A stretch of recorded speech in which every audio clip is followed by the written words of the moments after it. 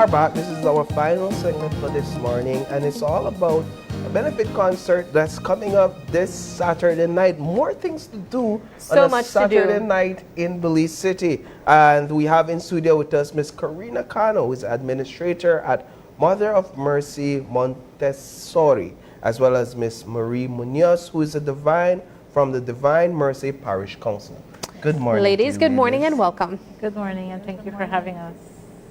So we have this benefit concert set to take place this weekend, and as we understand, this isn't the first one. Let's get a bit of a backdrop to the first one that was held and the purpose behind it. Yes, this concert is going now for 5 years. It's a huge benefit concert. It's one of the main events that we use to fundraise for the Mother of Mercy Montessori. And it's been 5 years. The concept of the concert has been a night under the stars. And so it's held in the outdoors. We've always had good weather for it. And it's just so beautifully decorated. The ambience is there. It's right there on the open, and we just have artists coming in, playing beautiful music. It's a family environment, and we come together, socialize. Most people order food for that night.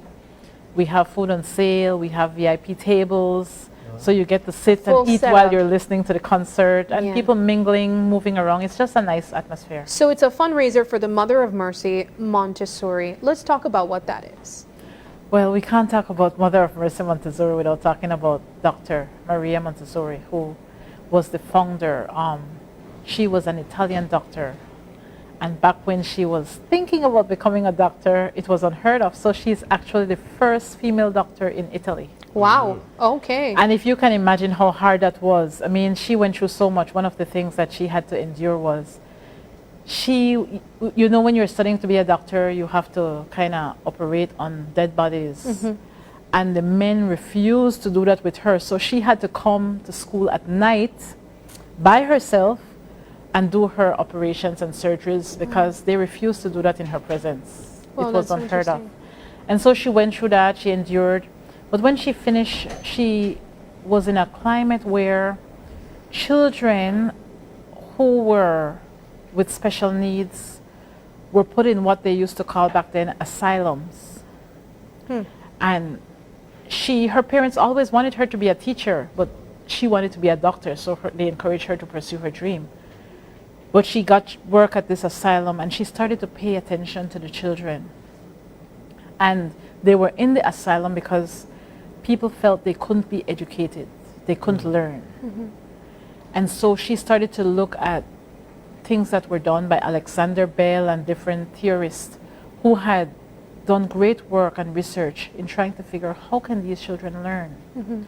And she developed a method that we are employing here in Belize. And so this is so dear to my heart because it appeals to a need where we have children who people might say they're like, you know, not attentive in school, and they come to this environment. When you walk in there, you know it's a different environment. We don't even call it a school because it's an experience, it's a method of guiding the children and coaching them into their passions and their purposes. And so the families who join with us to come and bring their children are special because it has things that they do, and you walk into the environment and there's like a sink there, but the sink is like this high because everything is about the child. Wow. It's very child-centered. Yes. The children get to do things at their own pace.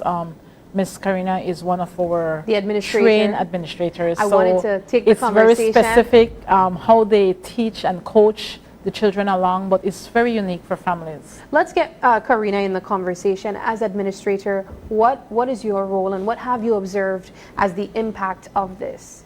Well, one of the first things that I had to do was to get some training with the Montessori method. As you know, it's new to Belize, although the Montessori method has been here for over 100 years, right, with Dr. Maria Montessori leading it. But being here in Belize, we have been able to build our environment and have all the materials in it that would be able to nurture the child's interests and to help these families that are coming, like Miss Mary said, and joining our community. And what we have done is with the benefit concept Art Under the Stars, we are able to do that with the funds that we raise to just further develop the school with all the materials that are necessary, because all of these materials are so uniquely crafted to meet the needs of the children. And what we have also been able to do was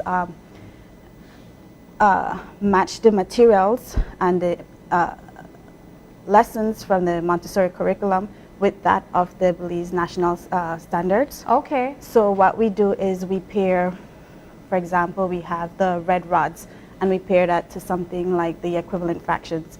And we would match those materials with all the outcomes that is set by the Ministry of Education, and see how each of these materials are meeting the needs and are up to the standard that the Ministry of Education requires.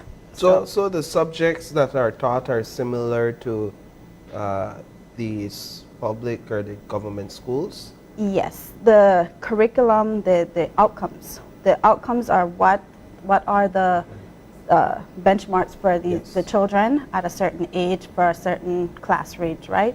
And what we have is the materials, they progress from a 3-year-old to a 4-year-old to a 5-year-old. And just one material is so unique that it extends not only for a 3-year-old, but so all the way up to a 6-year-old, right? And then from there, we go into another level, which is the elementary level, and then the materials, they change again, right? So it is very important for us to have all the materials that the children need to meet all of the needs, and for us to be able to reach the standard that we are expected by the Ministry of Education. One would imagine that what you guys do over there at the school goes beyond theory. Because of the setup you explained, there seems to be a lot of practical lessons happening there. Let's talk a bit about that. I visited last year, actually. I did a story, not on the school itself, but on, I think it was the same fun, the concert coming up.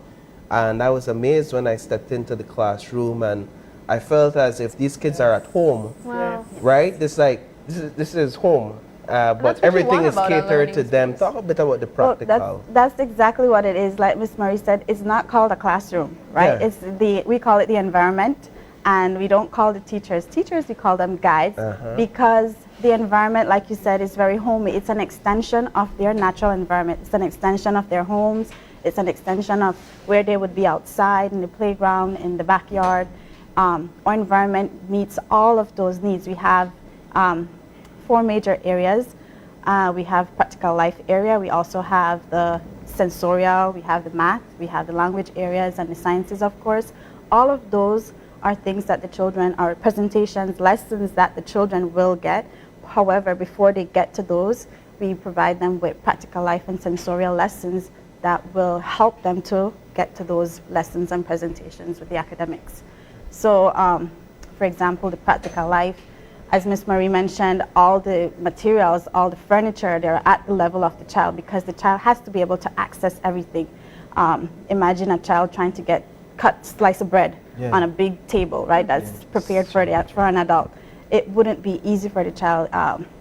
The child wouldn't be able to master that skill. So everything has to be at the level of the child so that he or she could master that skill.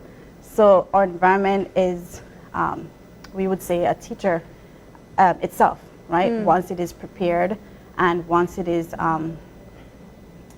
fully equipped for that child. One of the exciting things for me, and in the Belize context, that's so unique about it is, for example, the method.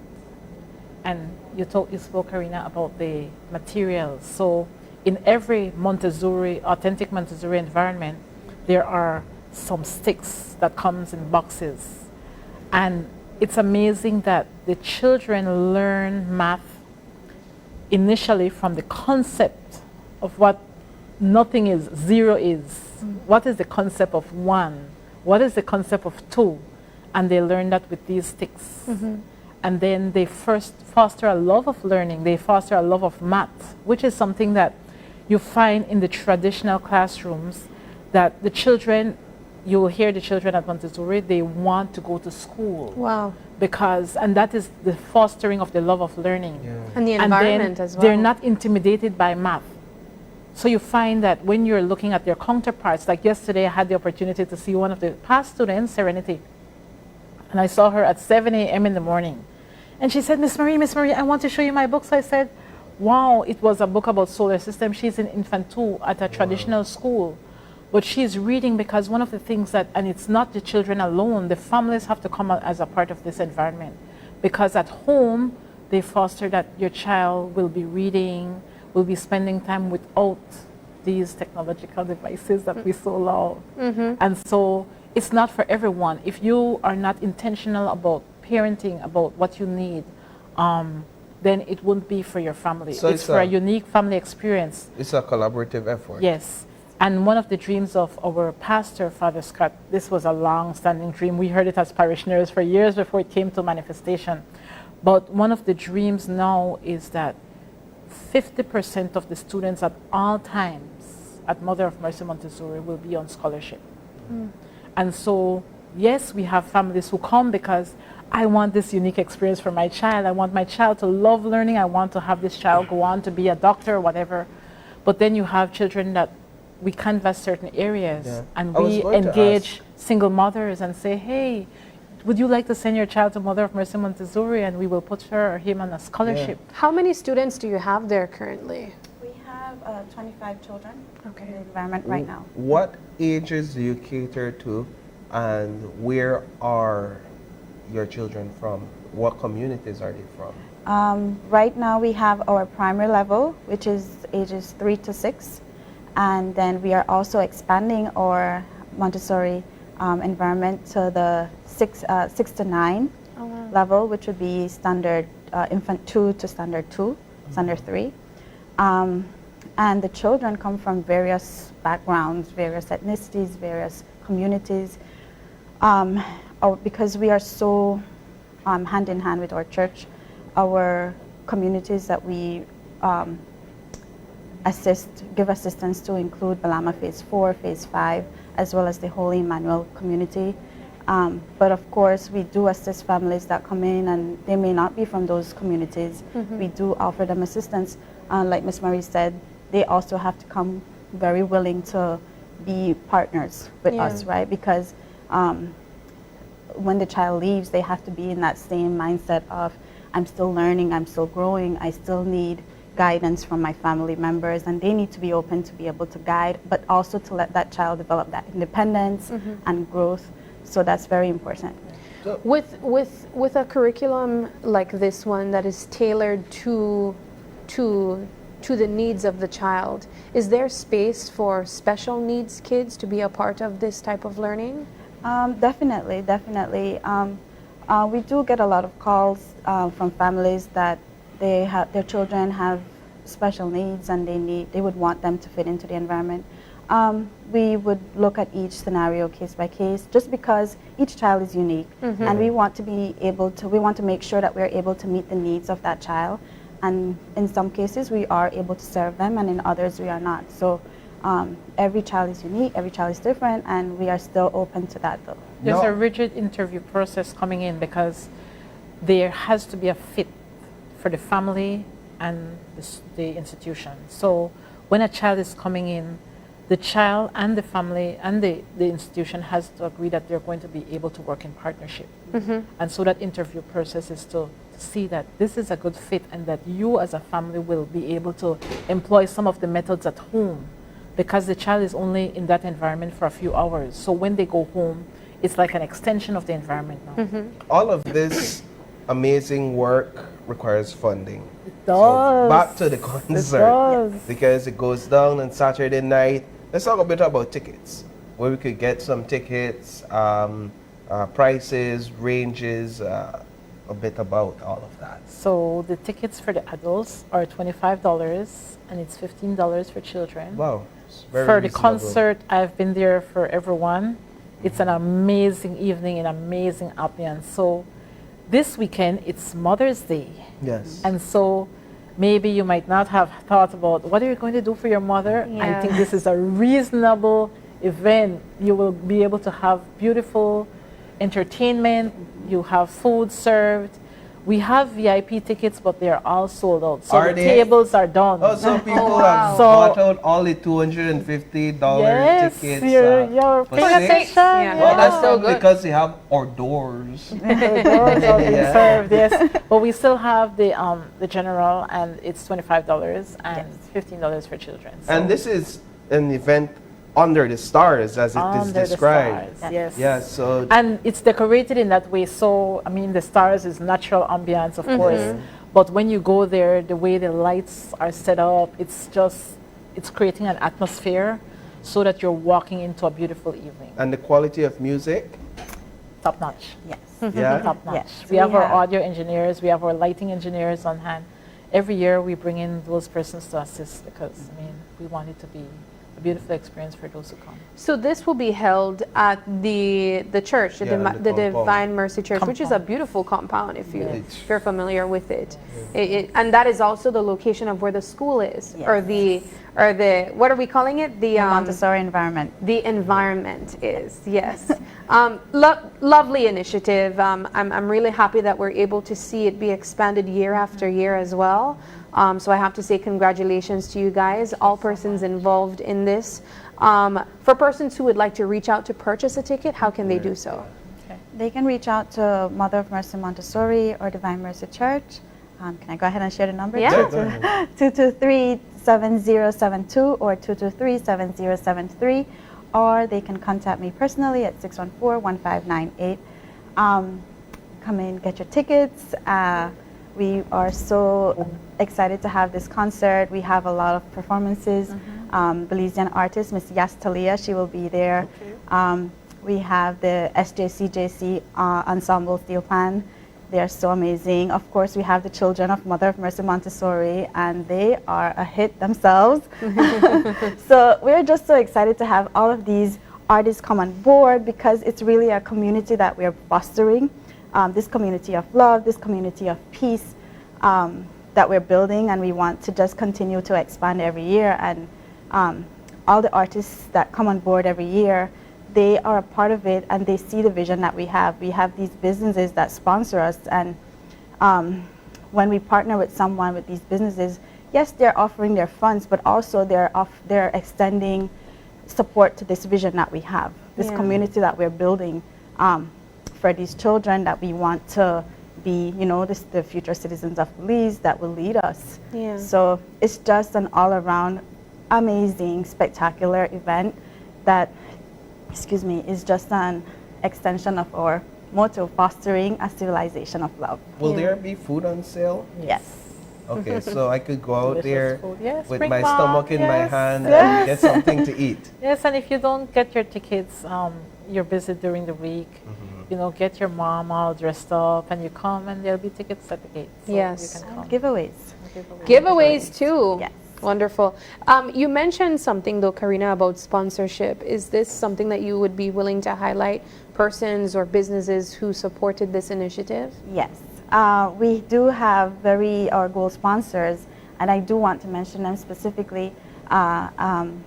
Belize City Council, we have Belize Waste Control, we have Fortis Belize, Habet and Habet, Brothers Habet, Special Event Rentals. They have supported us and they have carried us, but also thanks to our other sponsors who have also been there. We have Madisco that was just here recently. We also have my Tropic Air. We have MXC Services, Cakes by Carla, and just so many more sponsors that we have. As you have been seeing in our video ad that has been advertising. Yeah. So much thanks to all of our sponsors. Wonderful.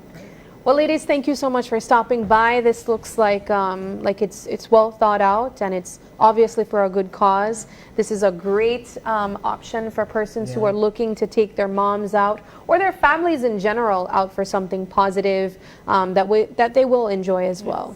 Yeah. So thank you. Thank you for having us. Thank you for having All right, Paul, that does it. We had a jam-packed show this Tuesday morning. Of course, we want to say thank you to all of our guests who stopped by. But a very special thank you to our viewers for sticking with us, starting their morning right, and of course enjoying the conversations as well. It is May 7th, and if you're celebrating a birthday today, happy birthday to you. If you'd like to give a birthday shout out, if you have any questions, comments, or concerns, you can send us an email at oye@channel5belize.com. You can also catch us on Facebook at Open Your Eyes BZ, as well as Instagram for behind-the-scenes contents at OYE Belize. Thank you so much for joining us. And please do us a favor and join us again tomorrow as you open your eyes and start your morning right. Until then, keep your eyes, your mind, and your hearts open. Have a wonderful Tuesday.